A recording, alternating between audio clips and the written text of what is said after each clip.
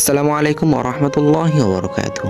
আজ আমি আপনাদেরকে কিছু কথা বলবো। অবশ্যই ধৈর্য সহকারে কথাগুলো শুনবেন।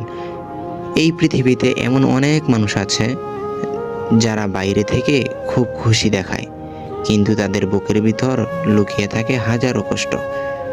অনেকেই নিজের দুঃখ কাউকে বলতে পারে না, কারণ সবাই গল্প শুনতে চায়, কিন্তু খুব কম মানুষই কষ্ট বুঝতে চায়।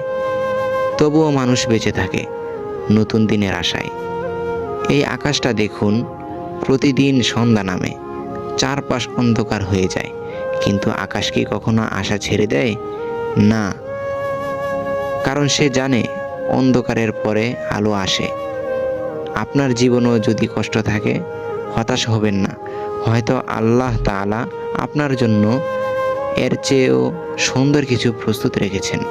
তাই ধৈর্য ধারণ করুন, সৎ থাকুন, মানুষের উপকার করুন, কারণ শেষ পর্যন্ত মানুষের জীবনে সবচেয়ে বড় সম্পদ টাকা নয়, সবচেয়ে বড় সম্পদ হলো একটি শান্ত হৃদয় আর মানুষের দোয়া।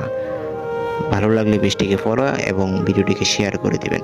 ভালো থাকবেন, সুস্থ থাকবেন। আসসালামু আলাইকুম ওয়া রাহমাতুল্লাহ।